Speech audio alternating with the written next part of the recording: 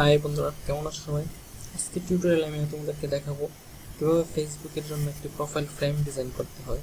এই যে আমার প্রোফাইলের পাশে যে দেখতে পাচ্ছ বাংলাদেশ ক্রিকেট টিমের মাশরাফি এবং সাকিব আল হাসান তাদের ছবি, এরকম একটি ফ্রেম অথবা এরকম যে ফ্রেমগুলো দেখতে পাচ্ছ, এরকম ফ্রেম কিভাবে আমরা ফটোশপের মাধ্যমে তৈরি করে তারপর ফেসবুকে আপলোড করতে পারবো, বা অন্য কেউ আমাদের এই ফ্রেমগুলো তাদের প্রোফাইল পিকচার হিসেবে ব্যবহার করতে পারবে।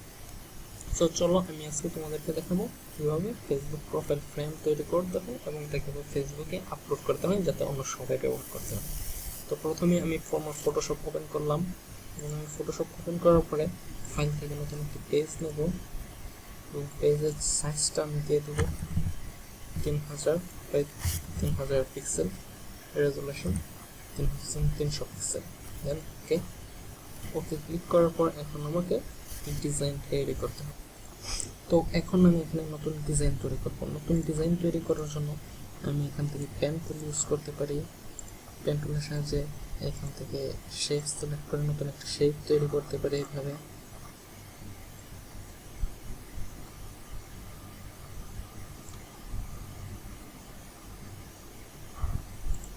এখান থেকে ফিলটা বন্ধ করে দিলাম। এখন আমি ফিলটা হলুদ কালার দিয়ে পূর্ণ করে দিলাম, অথবা অন্য যে কোনো কালার দিতে পারি। ধরি আমি এখানে লাল কালার দিলাম। তারপর এখানে আমি আমার লেখাটা লিখে দিতে পারবো।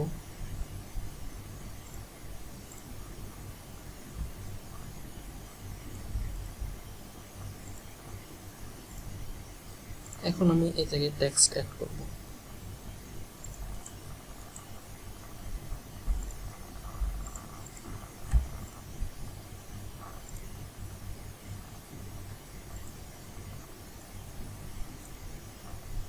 এখান থেকে টেক্সট সিলেক্ট করলাম, তারপরে এদিকে ক্লিক করব এবং এখানে আমি টেক্সট লিখে দেব।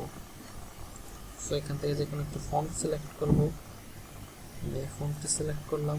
তারপর এখান থেকে ফন্টের সাইজটি বড় করে দিলাম, তারপর লিখলাম 8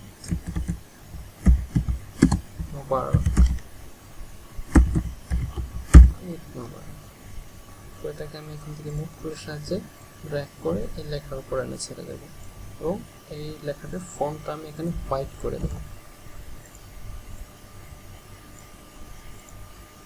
এবং লেখাটাকে এখান থেকে বোল্ড করে দেব। সাইজটা একটু বড় করে নেব। ওকে,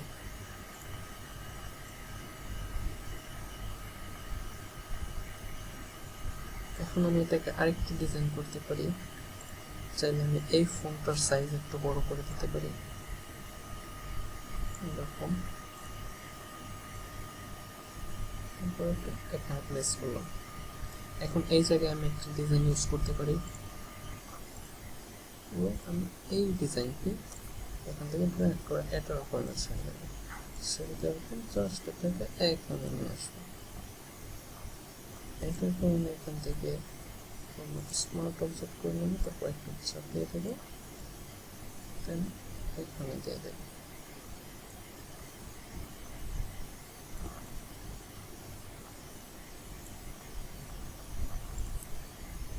লেখাটাকে আমি এই পাশে নিয়ে আসবো, ঠিক এইখানে। তো এটাকে একটা ডুপ্লিকেট লেয়ার তৈরি করবো। তাহলে আমি কিবোর্ড থেকে কন্ট্রোল সে এবং নিচের লেয়ারটাকে একটু উল্টো পাশে নিয়ে আসবো।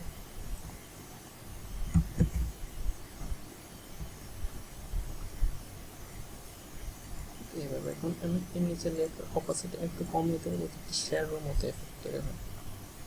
তো এখানে একটা মাস্ক তৈরি করবো। মাস্ক তৈরি করতে ব্রাশটা সিলেক্ট করবো, এখানে ব্ল্যাক কালার। এখান থেকে এই ব্রাশটা সিলেক্ট করবো, অপাসিটি আর একটু কমিয়ে দেবো, হালকা করে মুছে দেবো। ওকে, এই ফ্রেমটা সেভ করে দেবো পিএনজি আকারে।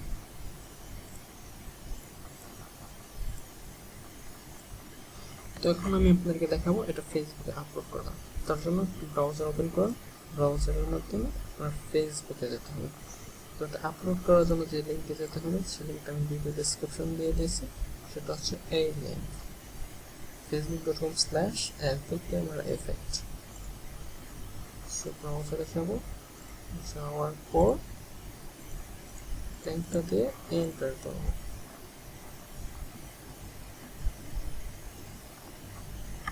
চলে আসলো। তো এখান থেকে ক্রিয়েট ফ্রেম এই জায়গাতে ক্লিক করতে হবে।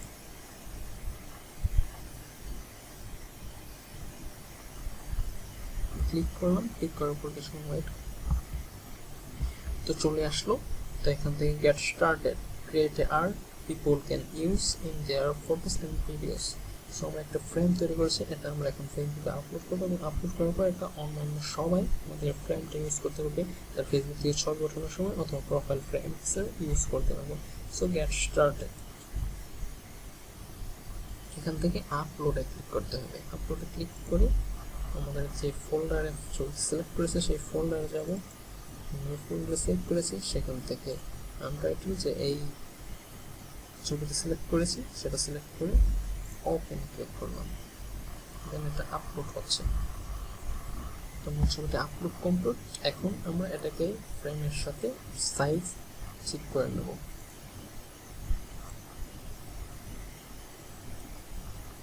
জাস্ট এই কর্নারে ক্লিক করবো আমরা সাইজটা ঠিক করে নেওয়ার জন্য। ক্লিক করে একটু চাপে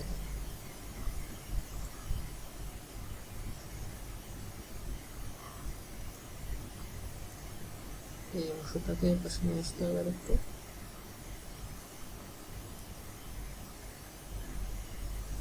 Yes, now it's perfect. তো এইরকম হওয়ার পরে এখান থেকে আমি ব্যাকগ্রাউন্ড দিতে পারেন অথবা না দিতে পারেন, আমি কোনো ব্যাকগ্রাউন্ড দেবো না। তারপর নেক্সটে ক্লিক করবো। নেক্সটে ক্লিক করার পর নতুন একটা বক্স আসবে, সেখান থেকে প্রোফাইল ফ্রেমের নামটা সিলেক্ট করতে হবে। ব্যাকে গেলাম, সেটাকে জাস্ট একটু ওপরে তুলে দেব।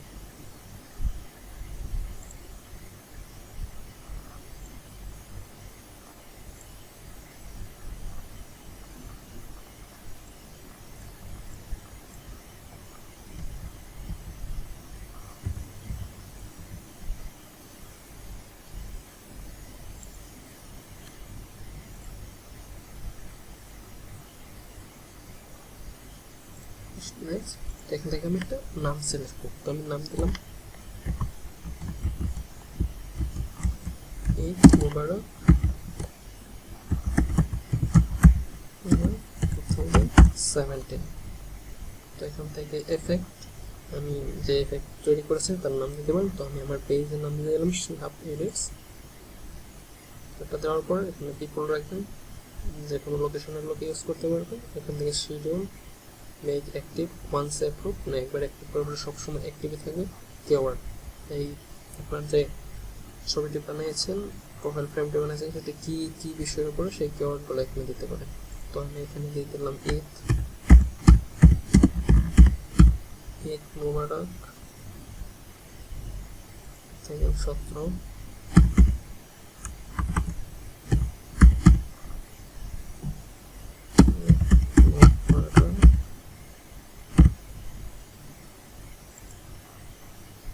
তো এইগুলো দেওয়ার পর এখান থেকে আবার নেক্সটে ক্লিক করবো। নেক্সটে ক্লিক করার পর দেখা যাবে প্রোফাইলে এরকম দেখাবে, ল্যান্ডস্কেপে এরকম দেখাবে, ক্যামেরাতে ছবি তোলার সময় এরকম দেখাবে।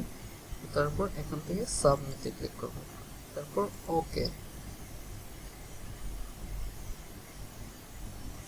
কিছুক্ষণের ভিতরে আমাদের সাবমিট হয়ে যাবে। তো আমাদের ফ্রেমটা সাবমিট হয়ে গেছে। তারপর কিছু সময়ের ভিতরে এটা সবাই প্রোফাইল ইউজ করতে পারবে। তাদের ছবি ওঠানোর সময় এরকম একটি ফর্ম আসবে অথবা ফ্রেম থেকে তারা ইউজ করতে পারবে। একটা ডান ক্লিক করবো। এখন দেখুন কীভাবে এটা ইউজ করতে হয়। এটি ইউজ করার জন্য আপনাকে যে অ্যাড্রেসে যেতে হবে তার জন্য হচ্ছে facebook.com/profileframe। তো এই লিঙ্কটাতে যাবেন।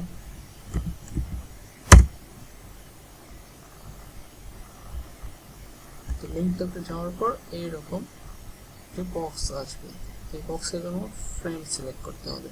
তো আমি যে ফ্রেমটি আপলোড করেছি তাই এখন লিখে সার্চ দেবো। এটা এখন আসবে না, কারণ একটা ওদের সাবমিট করেছে, ওটা আপলোড করতে কমপক্ষে কিছুক্ষণ সময় লাগবে। কিছু সময়ের পর 30 মিনিট পরে ওর অ্যাপ্রুভ হয়ে যাবে। তো আমি এখন আগে যে একটি ফ্রেম আপলোড করেছি সেই ফ্রেমটি লিখে সার্চ দিচ্ছি, সেই ফ্রেমটি এখন আসবে। তো আমি মিসিং নামে একটি ফ্রেম আপলোড করেছিলাম কিছুদিন আগে, সেই ফ্রেমটি সার্চ দিয়ে দেখছি। এই ফ্রেমটা দেখতে পাচ্ছেন শিহাব এডিটস, সরি, এই ফ্রেমটি আমি কিছুদিন আগে আপলোড করেছিলাম।